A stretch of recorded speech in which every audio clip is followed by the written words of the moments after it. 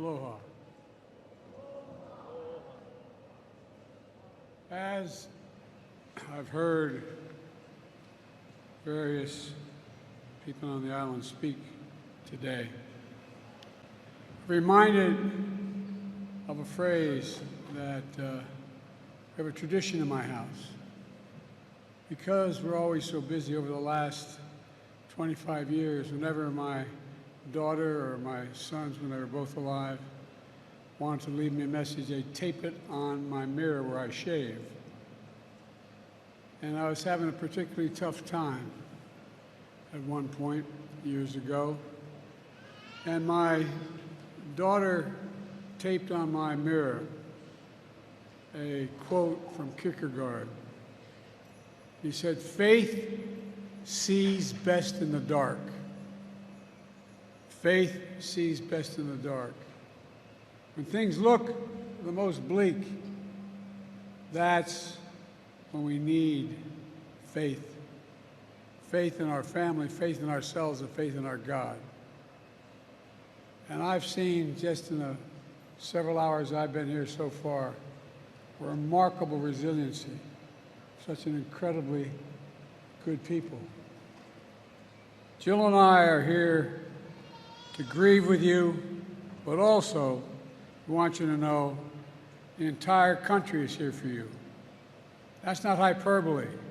We mean that. The entire country is here for you. We just surveyed the damage. I want you to know, whatever it takes, as long as it takes. I look at your congressmen and senators and governor and lieutenant governor. We're going to get it done for you. But get it done the way you want it done, not get it done somebody else's way. No, I mean it. I don't want to compare difficulties, but we have a little sense, Jill and I, what it's like to lose a home. Years ago, now 15 years ago, I was in Washington doing Meet the Press. It was a sunny Sunday. And lightning struck at home on a little lake. It's outside of our home, not a lake, a big pond, and hit a wire and came up underneath our home into the heating ducts, the air conditioning duct.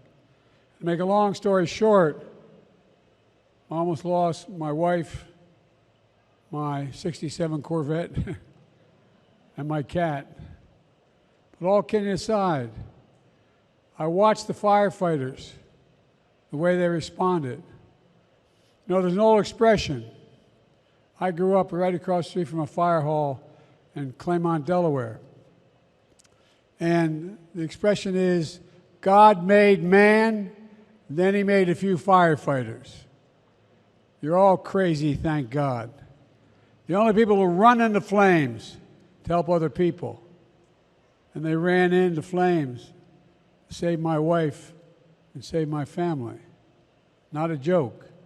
The smoke, and the firefighters here can tell you, sometimes smoke is so thick from the windows out, it was that thick inside the home. And we were insured.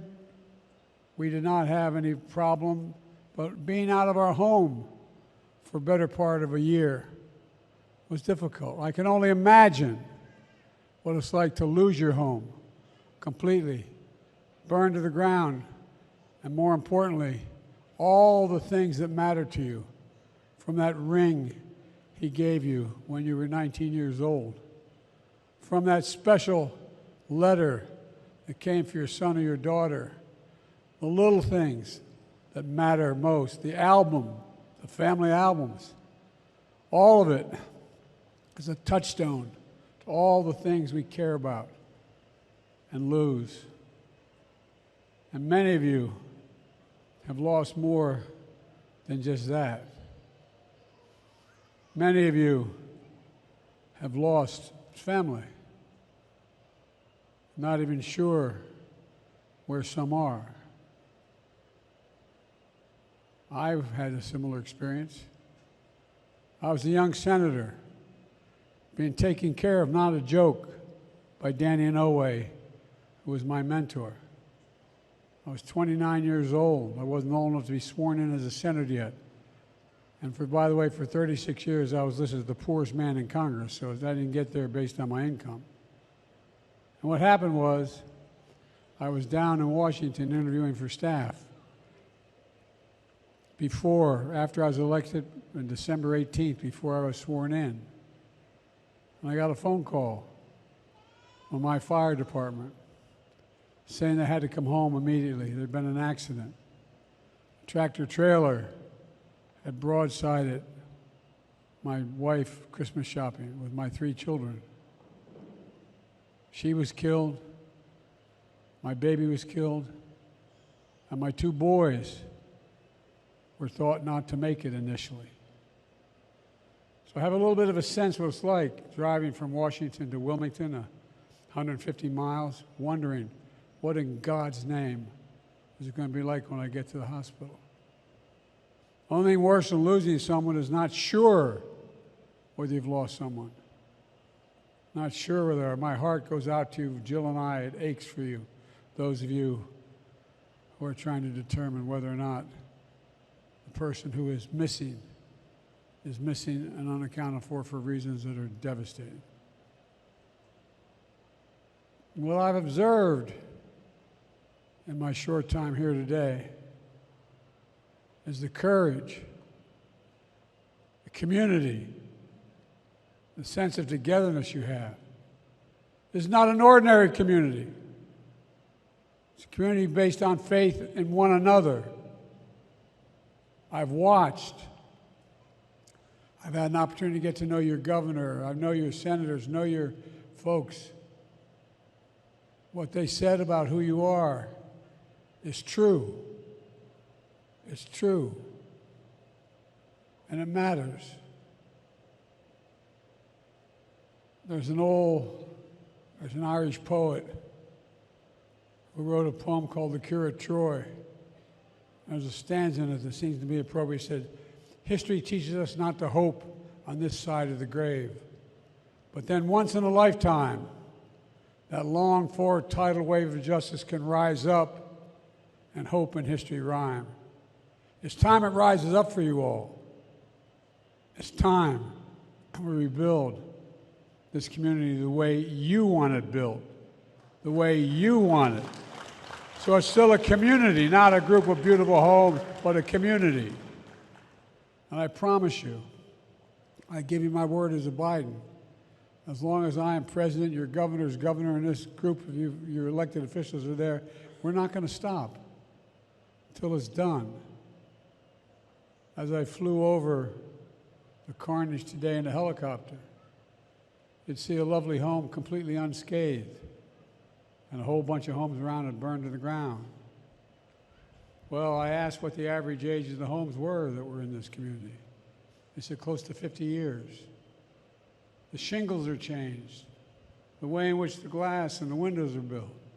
We're not going to build back for you, we're going to build back better than you had, but what you want, what you need. Because folks, the truth of the matter is that the rest of the world is looking at you. You know, it's not the same circumstance that no losses are the same. But the truth is, the feeling for families that have already been notified, it matters. It's going to be a long road, but you got to have hope. Hope really does spring eternal. It's based on faith in one another. You know, I've been impressed how you look out for one another. You turn your pain into purpose. This town has stood as a sacred spot for centuries. So much history, so much beauty. Just before coming here, I stood in front of the banyan tree that stood for 150 years. It burned, but it still stands. One resident called it a diamond in the rough of hope. Another said, fire cannot reach its roots. I know it's a metaphor, but that's you. That's who you are. That's Hawaii. There's no quit in Hawaii. There's no quit in America. There's no quit in us. Remember, for God's name, who we are. Let me end with my prayer for all of you, a prayer that was said at the funeral masses affecting my children and it's based on the 91st Psalm in my church. It says, may he raise you up on eagle's wings and bear you on the breath of dawn, make you to shine like the sun and hold you in the palm of his hand.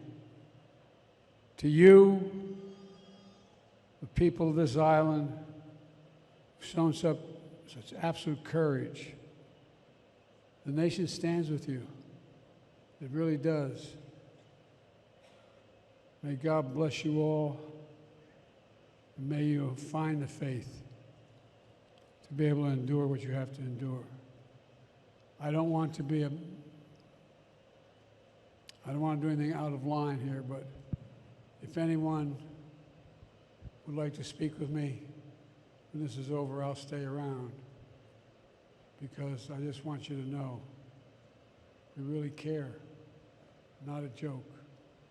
Not a joke. And besides, if I didn't, Danny, I know you're watching. I know you're watching. I think I learned the lessons you taught me. God bless you all. Every time I walk out of my grandpa's house, he was an old Irish guy. He'd yell, Joey, keep the faith. And my grandmother would know, Joey, spread it. Let's spread the faith. God love you all.